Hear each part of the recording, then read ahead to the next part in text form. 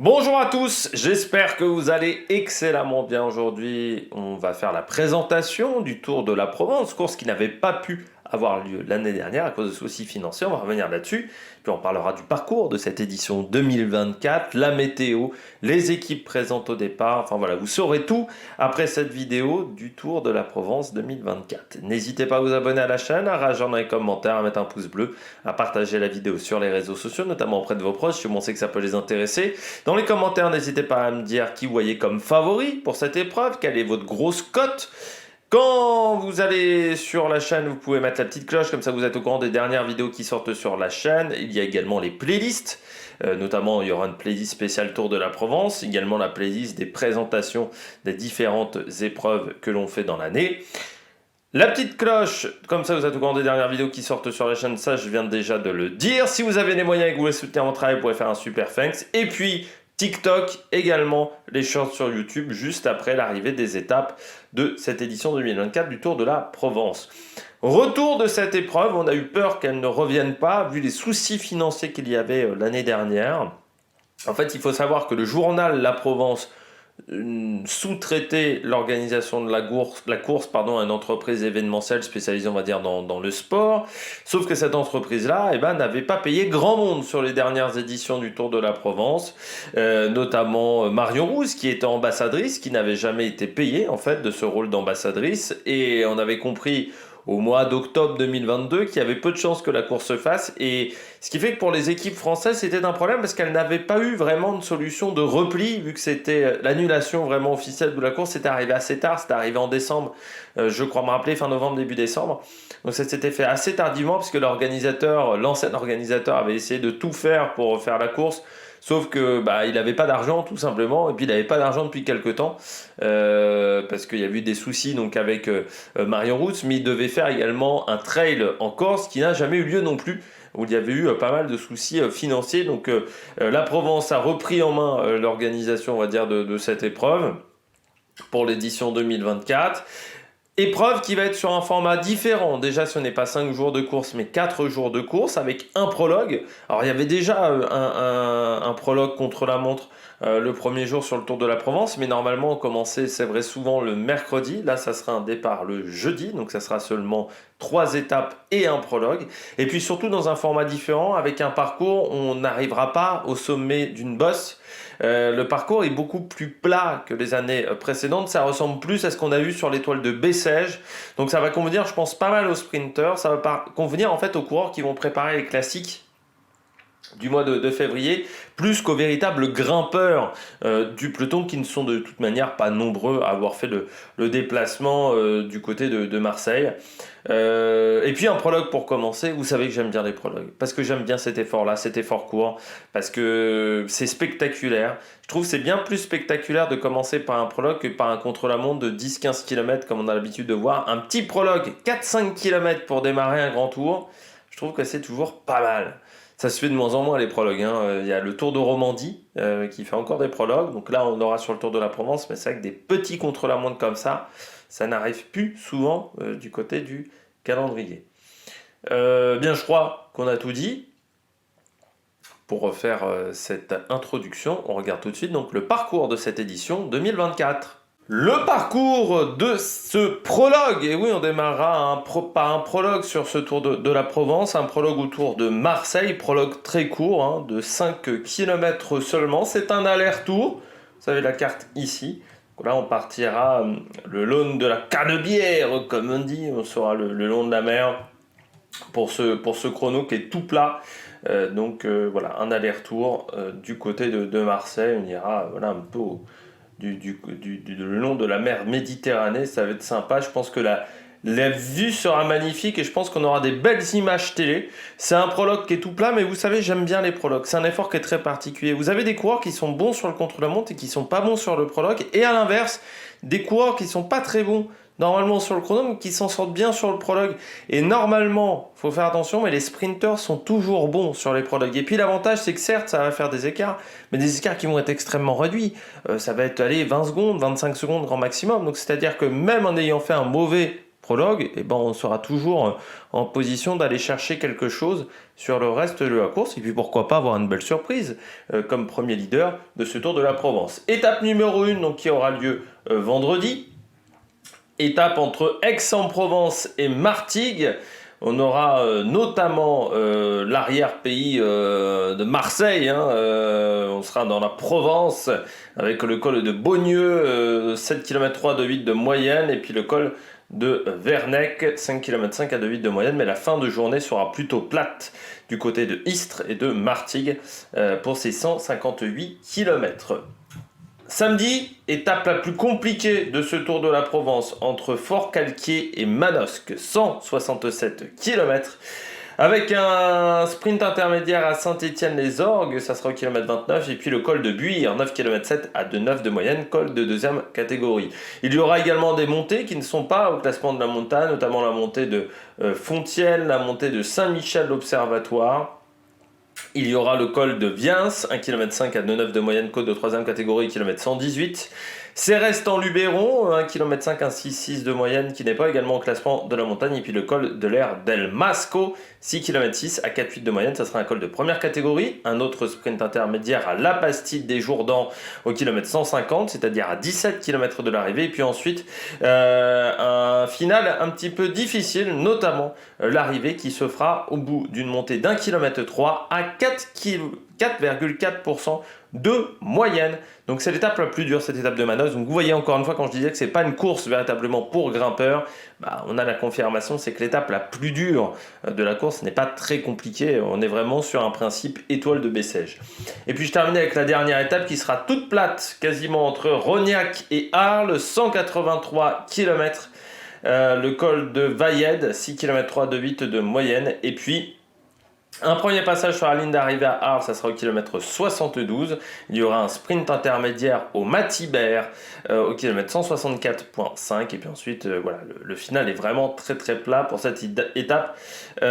Pour conclure donc ce Tour de la Provence 2024. On regarde tout de suite la météo sur cette semaine. On regarde la météo qui ne va pas être évidente sur cette semaine. Surtout, elle va pas mal changer au fur et à mesure des jours. Alors, jeudi, pour le contre-la-montre du côté de Marseille, on aura un temps ensoleillé avec des conditions climatiques entre 16 et 18 degrés, donc vraiment idéal. Un vent qui sera assez faible, de 20 km/h. Dans la région, c'est plutôt faible vu ce qu'il va y avoir ensuite dans les jours à venir. Et donc des conditions qui seront plutôt idéales pour les coureurs. Ensuite, ça va vraiment se dégrader vendredi et samedi avec beaucoup de pluie. Des températures qui vont plutôt être aux alentours de 12-13 degrés. Et on sait que dans ces conditions-là, la pluie, ça peut vraiment être un facteur handicapant. Parce que quand vous avez déjà pas très chaud et qu'en plus vous avez une pluie très froide qui vous tombe dessus, ça peut vraiment être difficile de courir dans ces conditions-là.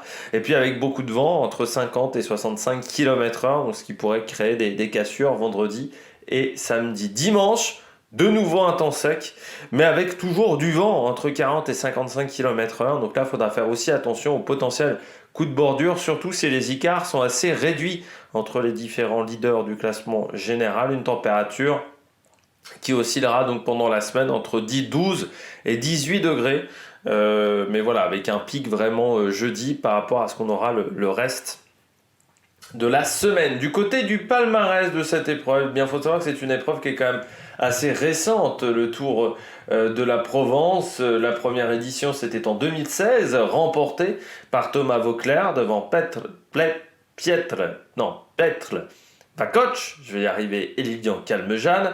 En 2017, c'était Juan Denis qui s'était imposé devant Mattia Cataneo, Alexandre Geniès. 2018, Alexandre Geniès s'était imposé devant Tony Galopin et Rudy Mollard. Gorka Izagirre s'était imposé en 2019 devant Simon Clark et Tony Galopin. En 2020, c'était Quintana devant Vlasov et devant Lutsenko. En 2021, c'était Sosa devant Alaphilippe et Egan Bernal. Et puis en 2022, Nairo Quintana s'était imposé devant Julien Alaphilippe et Mathias Kelmose. Donc on a un double vainqueur de l'épreuve, Nairo Quintana, mais qui ne sera pas au départ, vu qu'il est en ce moment, je crois, du côté du Tour de Colombie. Du côté des équipes présentes au départ, eh bien, nous avons des équipes World Tour françaises. C'est le cas de Decathlon AG2R, emmené par Dorian Godon. Il y aura également Bruno Armirail. Il faudra faire attention aux Français avec le prologue, mais c'est pas forcément sa tasse de thé, les prologues. Et puis il y aura également Sam Bennett au départ, le sprinter irlandais pour sa première avec l'équipe française. Et puis ça va certainement causer dans le peloton de l'équipe Decathlon G2R avec l'affaire Franck Bonamour. Du côté de la Cofidis, Axel Zinglet sera au départ avec également Alexis Goujard et Ludovic Robit. Du côté de la Groupama FDJ, on aura Sven-Erik Byström, Rémi Rochas qui fait un grand début de saison. Puis il y aura également Eddie Le Vitous, pourquoi pas pour le prologue. Du côté de la Bingo Wallonie-Bruxelles, il y aura Marco Tisa, Nathan Van de Pitt également au départ. Pour l'instant, j'ai pas l'équipe au complet pour tout vous dire du côté de cette formation. La start list est à jour depuis 14h45, on va dire, j'ai mis à jour. Du côté de CIC Unant Atlantique, eh bien, il y aura Artus Jalado, mais également Enzo Briand dans cette équipe, et puis Romain Plamondon, le Canadien. Du côté d'Arkea BNB Hotel, on aura Clément Champoussin au départ avec David Decker, pourquoi pas pour les sprints, avec également Lucas Ovzian et puis Raoul Garcia Pierna. Du côté de la Total Energy, Sandy Dujardin sera au départ avec Valentin Ferron. Il y aura également Fabien Greldier avec Alan Joussom, Du côté de Van Rysel, Emmanuel Morin, avec également Samuel Leroux, le vainqueur de l'étape, sur l'étoile de Bessèges. Et puis il y aura aussi Kenny Molly. Du côté de Saint-Michel, Mavic Aubert 93. On partira avec le sprinter Romain Cardis avec Alexandre Delettre, qui a plutôt fait une bonne semaine du côté de l'étoile de Bessèges. Joris Delbov sera également au départ. Jérémy Cabot. Et puis Jérémy Lecros, également du côté de Saint-Michel, Mavic Aubert 93. Jérémy Lecros qui était assez discret, on va pas se mentir, du côté de l'étoile de Bessèges. Du côté de Nice Métropole, Jonathan Coinan au départ avec Jean-Louis Leny et Paul Hennequin. Philippe Wagner, Bazin également au départ avec les frères Barbier, avec Alan Boileau également, et Alexis Guérin, le français. Les frères Barbier qui ont été plutôt performants aux Émirats. Ils ont fait une course, le Tour de Sajda. Je crois que c'est Pierre qui s'est imposé. C'était, comment ça s'appelle ? Le Tour of Sharjah, voilà, il a gagné Pierre l'étape numéro 2 et l'étape numéro 5. Donc ça s'est plutôt bien passé pour le coureur français en ce début de saison. Et puis vous avez la Lidl Trek au départ avec Mats Pedersen, Julien Bernard dans cette équipe et Ryan Gaibon. Du côté d'Israël, on aura Tom Van Ansbroek, Hugo Hofstetter qui revient dans l'équipe israélienne avec Riley Sheehan également, et puis Marco Frigo. Du côté de la Coratec, on aura Ponomar, on aura également Antoine Debon, le Suisse, et puis Yann Stöckli. Du côté de Progen Echelon Racing, on aura Scott McGill. C'est une équipe qui était notamment sur le Tour de la communauté de Valence. Astana sera présente, mais en fait ça sera l'équipe de développement d'Astana avec notamment Alexandre Vinokourov. Et puis il y aura un Français dans cette équipe, c'est Artem Fofonov, avec également Simone Zanini. Artem Fofonov, dossard 157, donc coureur français qui est passé notamment par AG2R U19 l'année dernière, et il avait fini 6e de la première étape des boucles de l'Oise junior. Quelques résultats également en Italie sur le Grand Premio Eccellenze Valli di Soligno, où il avait pris la 4e place de cette épreuve qui était un chrono, tout simplement, vainqueur de la 2e étape du Tour du Léman junior également pour ce jeune français. Et puis on termine avec une dernière équipe, c'est l'équipe Beltramite Sa Trecoli avec Alex Raimondi ou encore Gabriele Fede dans cette formation. On regarde tout de suite mes favoris. Alors contrairement à l'étoile de Bessèges, là j'ai pas fait de différence entre le général et le sprint, parce que je pense que pour gagner le général, il faudra être performant sur le chrono, mais surtout être très bon sprint pour reprendre des secondes de bonification. Donc les favoris pour le général, j'ai mis Mats Pedersen. Pourquoi Pedersen ? Parce que dans les conditions difficiles, il est très fort. Et comme on va avoir de la pluie, on va avoir du vent, ça sera le seul leader de son équipe, il y a un prologue, je dirais que c'est vraiment l'idéal pour lui comme course. Il peut prendre pas mal de secondes de bonification grâce au sprint. J'ai mis Axel Zinglet. Pareil, du côté d'Axel Zinglet, il aime les conditions difficiles, une course qui peut être difficile, où il va y avoir peut-être un peu moins de monde pour frotter face à Axel Zinglet. La question pour Zinglet, c'est de savoir comment il va réagir sur le prologue, s'il va perdre du temps par rapport à Pedersen. Et puis je termine avec Dorian Godon. Bah, lui déjà il a une bonne pointe de vitesse, mais surtout il passe extrêmement bien les bosses. Donc si du côté de Decathlon AG2R, on a décidé de rouler de manière très costaud, notamment sur les étapes vendredi et samedi, ça pourrait peut-être le faire pour Dorian Godon. Et puis en grosse cote, Marco Frigo, le jeune Italien du côté d'Israël, là aussi un coureur intéressant, cet Italien. Du côté du programme télé, eh bien, il faudra aller sur Eurosport 2 à partir de 14h jeudi et vendredi. Et puis samedi et dimanche, ça sera 15h15 sur la chaîne française, la chaîne câblée. Par contre, vous avez la possibilité de regarder la course également en direct si vous n'avez pas Eurosport 2, parce qu'elle sera disponible sur France 3 PACA et donc sur la plateforme en ligne de France TV Sport. Donc vous pourrez suivre la course en ligne si vous n'avez pas Eurosport.